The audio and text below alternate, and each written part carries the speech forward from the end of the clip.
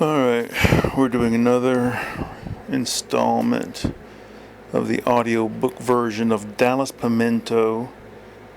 This is book 4, Bronco Fury, beginning with a piece called I Listened to Sledgehammer in the Car. The prospect of sitting through another showing of Rolf's experimental film Milk in quickly passing digital numerals did not appeal to co-star. Yet, out of loyalty to his friend and due to the fact that he would be watching it with Rolf's parents on their first viewing, making it slightly new again for him, he agreed to do so. It starts at 7, Rolf reminded co-star before hustling out of his foyer and down the hall. Yeah, I know, muttered co-star to the retreating figure in black. He decided that this time he would bring along a little snack. He microwaved a couple of burritos, a good, silent food, he reasoned, and after allowing them to cool first, put them into the front pockets of his dead father's pea coat. "Are you that cold?" asked Rolf's mother as she saw her son's friend approaching the entrance to the tiny cinema. Co-star smiled and rubbed the material. "I like it," was all he said. "Well, let's get inside before we all freeze to death," Rolf's father barked jokingly. This should be fun, co-star thought.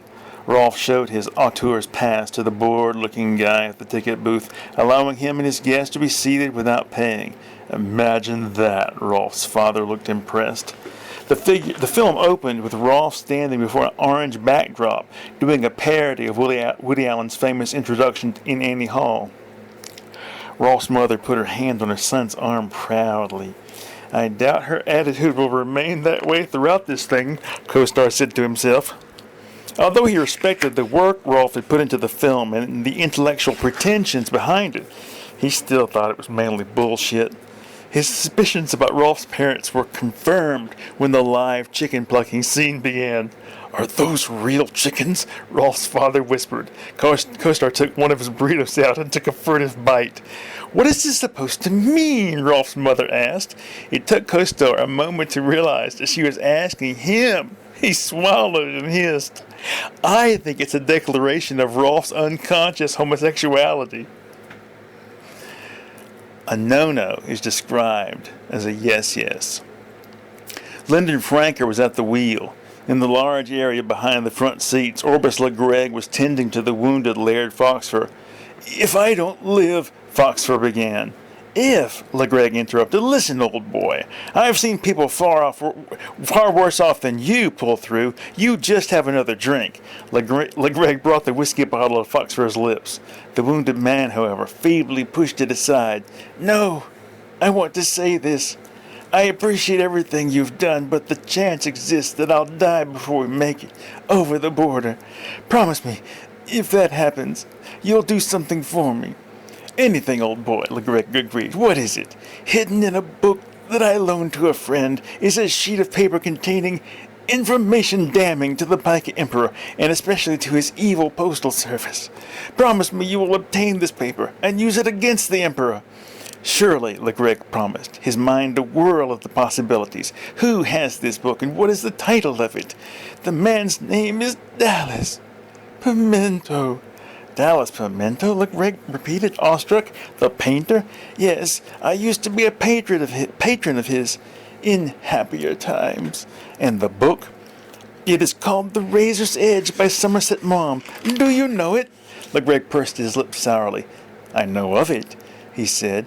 "But how do you know the paper is still there?" "I don't," Foxfur winced as Franker ran over a dead armadillo. "But knowing Dallas as I do, I doubt he's opened the book once since I let him borrow it." LeGreg mused, glancing up at Franker. "I'll take that whiskey now," Foxfur said. After administering the liquor, LeGreg made Foxfur as comfortable as he could, then joined Franker in the front. "You heard?" he whispered. "I did," Franker acknowledged. There was no time for further discussion. The border was in sight. Robin supervises in a fog. Brent Borden liked nothing better than pastry. He stood in line at Hechabo's conditorei, trying to decide which of the enticing offerings on display he would select once he reached the cashier. Behind him, should he turn around on some whim, he would see that the back wall of Hechabo's was now missing, and that an audience of some 150 sat quietly watching all the doings within the little shop. Borden, however, possibly tired from overwork and prematurely aged by his past ordeals, was focused solely on the pastry in his mind and the slow progression of old ladies ahead of him. Wearing my best approximation of a suit that Sean Connery might have worn in one of the first 3 Bond films, I sat in the middle of the audience, carefully taking notes with a pen containing a tiny light in the nose for just such situations. I had just scribbled something about Borden's graying temples, reminding me of how Reed Richards was supposed to look when a man dressed in the red uniform of an usher stepped up onto the stage and excused himself. But there is an urgent message for a Mr. Lance Ash, who is in attendance tonight. If Mr. Lance Ash will please go to the lobby, there is a message waiting for him. Thank you. As big of an effect as this announcement had made on me, as big of an effect as this announcement had on me, you may well imagine the effect it had on Brant Borden. He turned around, having just received his pastry, and saw not only the yawning expanse of the body-filled auditorium, but me moving past the knees of the others on my row. His shock was quickly replaced with an inexplicable rage as the details of my face registered on his memory. "You!" he shouted. In a second he had reached the edge of the stage and jumped down. The woman at the counter of Hejabos shouted out that he hadn't paid and quickly followed him. I saw Borden racing after me and hurried to the lobby. "You have a message for Lance Ash?" I asked at the desk. "I don't think so, sir," said the young man on duty. "You've got a lot to answer for," shouted Borden as he emerged. A short-lived concentration of effort. "Something screwy is going on," Diane suggested to her traveling companion, Rosary Mancanuse. Indeed, Rosary followed the other woman's gaze to the 2 crew members standing by the rail talking with a young officer. "Look at their eyes," Diane directed. Rosary noted that the 3 men's eyes did seem rather furtive. "What do you think it is?" she asked. "I don't know, but I bet it has something to do with this." Diane thrust the shipboard newspaper she had been reading into Rosary's hands. The headline, printed in type large enough to merit the sinking of the ship itself, read, "Milton Friedman thoroughly discredited." "Well?" Rosary asked, after glancing over the front page article. "Are you a fan of Nancy Cow?" Diane replied. Rosary gasped. "She's the sum total of my inspiration for becoming a writer. Without her, I'd still be throwing pottery. Of course my style is derived from several authors I discovered subsequently, but Nancy Cow remains." Diane cut her off. "You've read Days on the Trail of the Automated Nemesis?" she asked. "Of course." "Well," Diane rose from her deck chair, "feel like doing some sleuthing?" Contemporary analysis of that book indicates it was not meant as a detective story, not even a parody of one, Rosary whispered as she bunched up behind Diane, who was peering around the corner. "It's not how it's analyzed." Diane's voice had a sharp edge to it. "It's how it makes you feel." "You don't have to tell me about how Nancy Cow's work makes me feel," Rosary hissed with perturbation as she followed Diane around the corner. Diane either didn't hear her or chose not to respond. "Where are we going?" Rosary asked. "Back to the cabin," Diane answered. "Then why are we sneaking? Listen," Diane turned around suddenly. "Do you know how to handle a gun?" The pangolin is flattened. Nobody in his right mind would seriously claim that an album of pop drivel, like George Michael's Listen Without Prejudice, is better than a masterpiece such as Led Zeppelin's Presence. Nobody, as far as I know, is making any such claim. However, as I sat composing the message that I theorized I should have received, I laughed at myself for being, from a certain point of view, as silly as the hypothetical nobody mentioned above. With Brant Borden trussed securely and stuffed under the bench on which I sat and the offended Konditoreifrau paid off, I figured I had about 15 minutes of privacy before the play ended and the lobby was filled with confused people. It was more than enough time. Signing the note Dallas Pimiento, I got up from the bench. Borden tried to trip me up, but was unsuccessful. I shoved him further under the bench with my foot in response. I handed the note to the man behind the lobby desk. This is the note you should have given me," I told him, handing it over. "Ah, very good, sir," he said. He looked about the desk as if searching for a place to put it. No, give it to me," I instructed. He stared at me a second. "Oh, I see." He handed it back. "Now you've given me my message," I explained. "Yes. Thank you." I paid him $5, not so much for his cooperation in this little scene, but for the extra work he would have when Brant Borden was discovered. I exited the theater, following the directions in my message from Dallas Pimiento.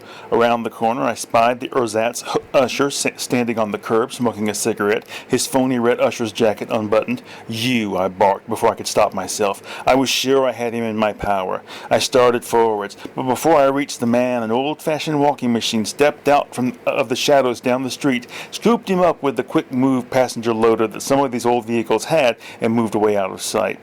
"Damn it!" I cursed, shaking my head and laughing. "You just can't catch a break, can you, Lance?" Immediacy of diction bodes well. Rigger, the leader of the group of anthropomorphic cats, picked his teeth thoughtfully. He and the rest of the gang, known collectively as the Panica Cats, stood in the middle of an intersection of 4 unusually narrow streets. After a minute or so, one of the other cats, Thimbleton, voiced what must have been on everyone's mind. "Are we just going to stand here all night or what?" he asked. Another minute of silence went by, broken only by the occasional noise from Rigger's extended claw moving about in the interstices of his triangular teeth. "We're waiting," said Groove, another cat finally. "For what?" Thimbleton, voiced by an actor impersonating Paul Lynde, but with more grit, demanded immediately. "We're waiting," Rigger said in his wise guy drawl, without moving any part of his body nor changing the direction of his gaze, which was aimed apparently at the theoretical sixth dimension of dreams and days of triumphs past. "For sunrise," he finished after a particularly meaningful pause. "Oh," Thimbleton responded, just before the sun rose and filled the scene with light as quickly as an incandescent bulb does a room. "Oh," he repeated with more emphasis. "The time has come to move," Rigger announced. He stopped picking his teeth and headed down the street across from him, the rest of the cats behind. One by one, they disappeared to the left, leaving the little, crudely formed intersection empty. The scene remained this way for several minutes, static and silent. Then, with a clatter like that of innumerable cheaply made pots and pans falling to a linoleum-covered floor, the front door of the purple house in the upper left opened. Dallas Pimiento emerged, looking disheveled, but in his detailed photographic rendering, a shocking contrast to the heavily outlined figures of the Panica Cats. He looked in the direction the cats had gone. "They're out of sight," he said, turning to look back inside. As he stepped onto the solid field of green that was the front yard, he was followed by Stuart Monkey. "Good," said Monkey. "I was getting a cramp in there." He shut the door behind him with a crash of silverware, rolling pins, and bottles. Others in the crowd jeer. Having spent nearly 2 hours walking down the staircase that spiraled into the depths of the well along its sides, Rosary, Mancanus, and Diane were reluctant to begin the long climb back up. "There has to be an easier way," Rosary gasped as they rested on one of the landings that periodically interrupted the stairs. "I don't know." Diane took out 2 energy bars from her knapsack. She handed one to Rosary. "We've only got 1 left each. We better save them for the trip back." Which we will begin when?" Rosary asked. Diane glanced at her watch. "If we don't find something worthwhile in another half an hour, we'll start back. Agreed?" "Okay." Rosary put the empty wrapper in her pocket and stood up on legs rendered only slightly less shaky by the special pills Diane had given her before they began this little adventure. She had been hoping to get some material to work into her next book, but so far her attempts at gonzo journalism were meeting with little success. Of course, her new friend Diane was an interesting character, but hardly worth a whole book. She supposed it was back to imagination. "Do you hear that?" Diane asked. The 2 women stopped and listened. Let me get a sip of tea here. There was a sound, one that neither could identify. They looked over the railing. At first, there was nothing more than the same emptiness below. "I see something," Rosary pointed. Diane saw it too. "What is it?" she asked. Neither had seen anything like it before. It rose rapidly from a small point of light to a gigantic creature riding a disc that stopped parallel to them. It was like a walrus, but without tusks.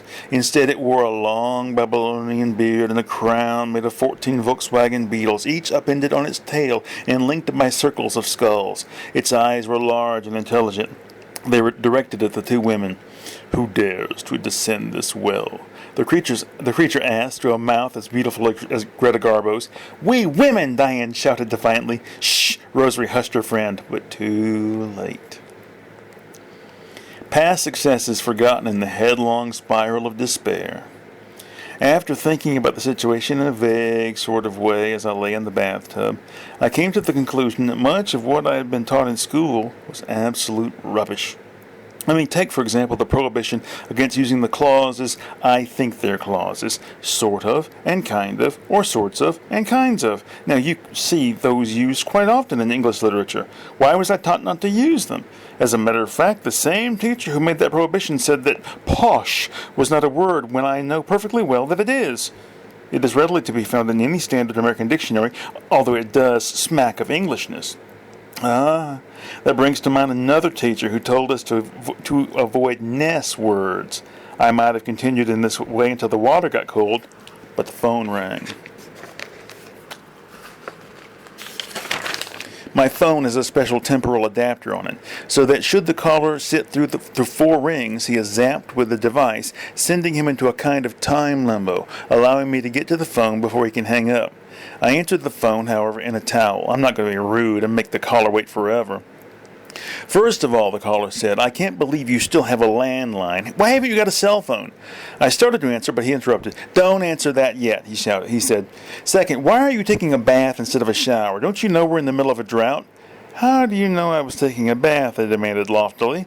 One of the advantages of today's cell phones, when combined with your temporal adapter, which is illegal, by the way, that's another matter, I can see what you've been doing on the tiny screen on my phone, and you wonder why I don't have one. You're heading in the wrong direction, my boy, the caller, whose voice sounded like an unholy combination of Henry Fonda's and Jimmy Stewart's, warned me.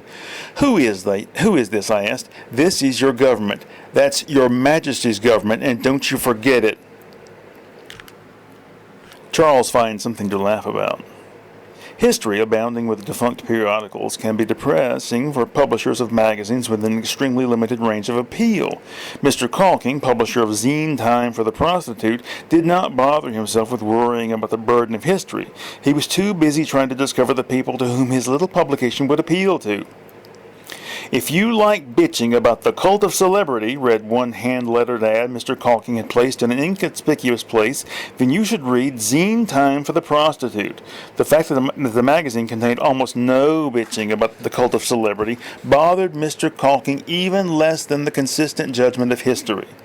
You are also the author of everything that goes into Zine Time for the Prostitute, correct? Asked an interviewer of Mr. Calking on behalf of yet another publication of limited appeal. That is correct, replied Mr. Calking. He was thrilled to be interviewed, not only because it meant that he was a celebrity, you just consult Andy Warhol for confirmation of that, but also because it might just boost sales of his magazine. Does the title Zine Time for the Prostitute mean that the magazine is intended primarily for prostitutes? Asked the interviewer, a younger version of Mr. Calking, though Mr. Calking had never been as cool as this young man, nor as forthright. Of course not, Mr. Calking laughed. That title is just as absurd, as absurdly intended to convey the idea that this is a magazine of absurdity for absurdists. Don't you think it might be confusing? To whom? To people outside the tiny segment of the population willing to look past the obvious. Oh, I'm not interested in those people anyway, Mr. Calking frowned. The younger man nodded thoughtfully as he stared at Mr. Calking's black and white saddle Oxfords. What's the title of your magazine again? Mr. Calking asked. Knackered Wee Wee, was the reply. Colored fish parade before the young general. Contemptuous as he was of the common man, Dr. Fungroyd yet enjoyed watching some of the mediocrities broadcast to the television in his private quarters in the castle. Tonight, as he was greeted at the door by his robotic wife, he informed her that the assassin's ghost would be starting in 20 minutes. Will you be watching it with me? He asked, hefting the highball she had provided him.